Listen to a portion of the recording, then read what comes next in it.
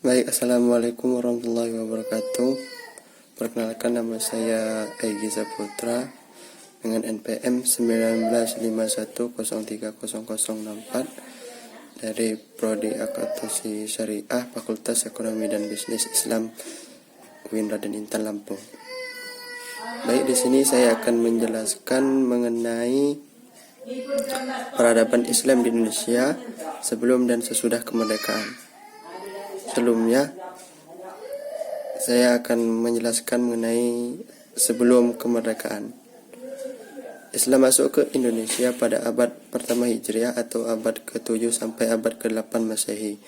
Ini mungkin didasarkan pada penemuan batu nisan seorang wanita muslimah yang bernama Fatimah binti Maimun di daerah dekat Surabaya bertahun 475 Hijriah atau 1082 Masehi. Sedang menurut laporan seorang musafir Maroko, Ibnu Bututah, yang mengunjungi Samudra Pasai dalam perjalanannya ke negeri Cina pada tahun 1345 Masehi. Agama Islam yang bermazhab Syafi'i telah mantap di sana selama seabad. Oleh karena itu, berdasarkan bukti ini, abad ke-14 dianggap sebagai awal masuknya agama Islam ke Indonesia. Daerah yang pertama kali dikunjungi ialah pesisir utara Pulau Sumatera, yaitu di Paureula atau Aceh Timur, kemudian meluas sampai bisa mendirikan kerajaan Islam pertama di Samudra Pasai, Aceh Utara. Pesisir utara Pulau Jawa kemudian masuk meluas ke Maluku yang selama beberapa abad menjadi pusat kerajaan Hindu, yaitu Kerajaan Majapahit. Pada permulaan abad ke-17 dengan masuk Islamnya penguasa kerajaan Mataram, yaitu Sultan Agung, maka kemenangan agama Islam hampir meliputi sebagian besar wilayah Indonesia. Sejak pertengahan abad ke-14, agama Islam di Indonesia secara bertahap. Abad ke-19, agama Islam Indonesia secara bertahap mulai meninggalkan sifat-sifatnya yang sinkretik atau mistik. Ada 3 tahap masa yang dilalui atau pergerakan sebelum kemerdekaan, yakni 1. Masa Kesultanan. Daerah yang sedikit sekali disentuh oleh kebudayaan Hindu-Buddha adalah daerah Aceh, Minangkabau di Sumatera Barat, dan Banten di Jawa. Agama Islam secara mendalam mempengaruhi kehidupan agama, sosial dan politik penganut-penganutnya, sehingga di daerah tersebut agama Islam itu telah menunjukkan dalam bentuk yang lebih murni. Di Kerajaan Banjar, dengan masuk Islamnya Raja Banjar, perkembangan Islam selanjutnya tidak begitu sulit. Raja menunjukkan fasilitas dan kemudahan lainnya yang hasilnya membawa kepada kehidupan masyarakat Banjar yang benar-benar bersindikan Islam. Secara konkret, kehidupan keagamaan di Kerajaan Banjar ini diwujudkan dengan adanya mufti dan qadhi atas jasa Muhammad Arsyad Al-Banjari yang ahli dalam bidang fikih dan tasawuf. Islam di Jawa pada masa pertumbuhannya diwarnai kebudayaan Jawa. Ia banyak memberikan kelonggaran per sistem kepercayaan yang dianut agama Hindu-Buddha. Hal ini memberikan kemudahan dalam islamisasi atau paling tidak mengurangi kesulitan-kesulitan. Menurut buku Babad Diponegoro yang dikutip Ruslan Abdul Ghani, dikabarkan bahwa Prabu Kartawijaya, penguasa terakhir kerajaan Mojopahit, setelah mendengar penjelasan Sunan Ampel dan Sunan Giri, maksud agama Islam dan agama Buddha itu sama, hanya cara beribadahnya yang berbeda. Oleh karena itu, ia tidak melarang rakyatnya untuk memeluk agama baru itu atau agama Islam, asalkan dilakukan dengan kesadaran, keyakinan, dan tanpa paksaan ataupun kekerasan.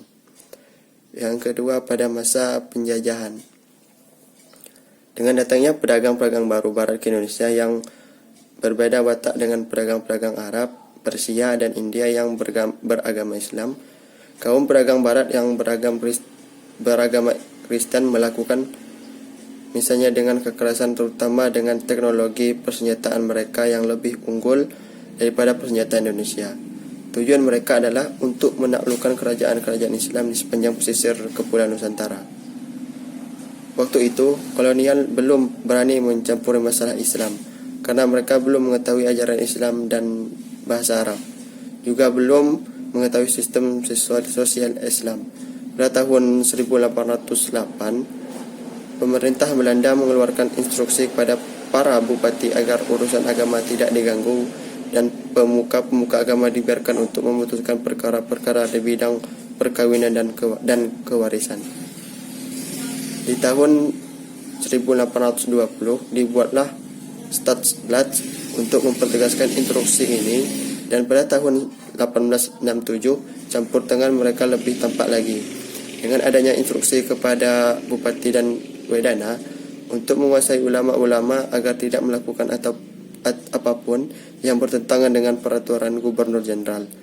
Lalu pada tahun 1982 mereka mengatur lembaga peradilan agama yang dibatasi hanya menangani perkara perkawinan, kewarisan, perwalian, dan perwakafan. Apalagi setelah kedatangan Snok Horgrogne yang ditugasi menjadi penasehat urusan pribumi dan Arab, pemerintahan Belanda lebih berani membuat kebijaksanaan mengenai masalah Islam di Indonesia. Karena Snok mempunyai pengalaman dan penelitian lapangan di negeri Arab, Jawa, dan Aceh. Lalu ia mengemukakan gagasannya yang dikenal dengan politik Islam. Dengan politik itu, ia membagi masalah Islam dengan 3 kategori, yaitu yang bagian pertama bidang agama murni atau ibadah, yang kedua bidang sosial kemerdekaan, yang ketiga bidang politik. Pada masa yang ketiga, pada masa kemerdekaan, terdapat asumsi yang senantiasa melekat dalam setiap penelitian sejarah bahwa masa kini sebagian dibentuk oleh masa lalu dan sebagian masa depan dibentuk hari ini. Demikian pula halnya dengan kenyataan umat Islam Indonesia pada masa kini. Tentu sangat dipengaruhi masa lalunya. Islam di Indonesia telah diakui sebagai kekuatan kultural, tetapi Islam dicegah untuk merumuskan bangsa Indonesia menurut versi Islam. Sebagai kekuatan moral dan budaya, Islam diakui keberadaannya, tapi tidak pada kekuatan politik secara real di negeri ini.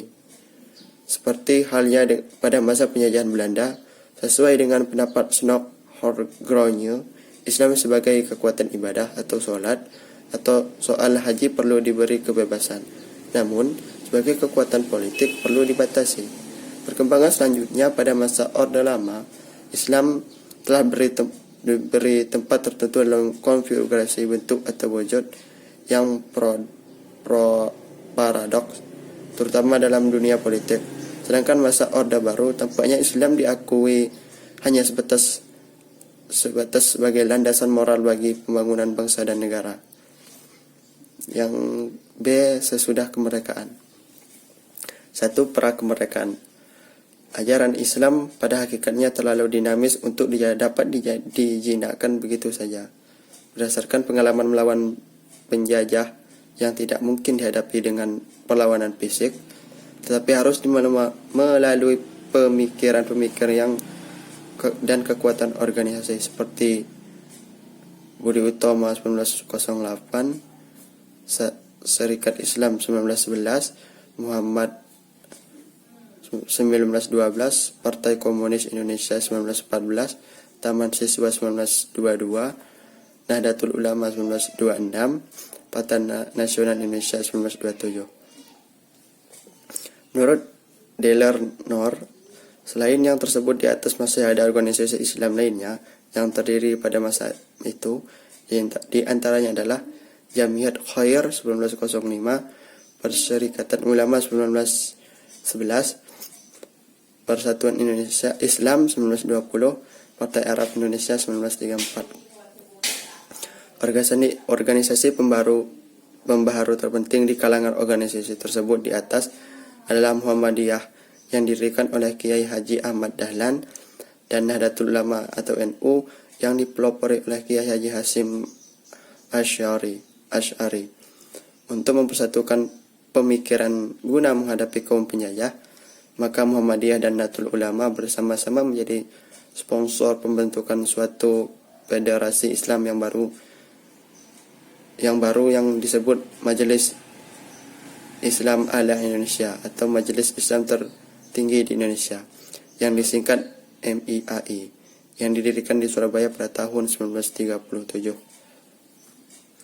Masa pemerintahan Jepang, ada 3 pranata sosial yang dibentuk oleh pemerintahan Jepang yang menguntungkan kaum muslimin di Indonesia, yaitu Sumubu, yaitu kantor urusan agama yang menggantikan kantor urusan pribumi zaman Belanda yang dipimpin oleh Hosin Jayadiningrat pada 1 Oktober 1943. Yang kedua, Masyumi, Majelis Syura Muslimin Indonesia, menggantikan MIAI yang dibubarkan pada bulan Oktober 1943. Tujuan didirikannya adalah selain untuk memperkokoh persatuan umat Islam di Indonesia, juga untuk meningkatkan bantuan kaum muslimin kepada usaha peperangan Jepang. Yang ketiga, Hizbullah, Partai Allah untuk Angkatan Allah, semacam organisasi militer untuk kepada pemuda muslimin yang dihadapi oleh Zainul Arifin. Organisasi inilah yang menjadi cikal bakal Tentara Nasional Indonesia atau TNI. Organisasi-organisasi yang muncul pada masa sebelum kemerdekaan masih tetap berkembang di masa kemerdekaan, seperti Muhammadiyah, Nahdlatul Ulama, Masyumi, dan lain-lain. Namun ada gerakan-gerakan Islam yang muncul sesudah tahun 1945 sampai akhir Orde Lama.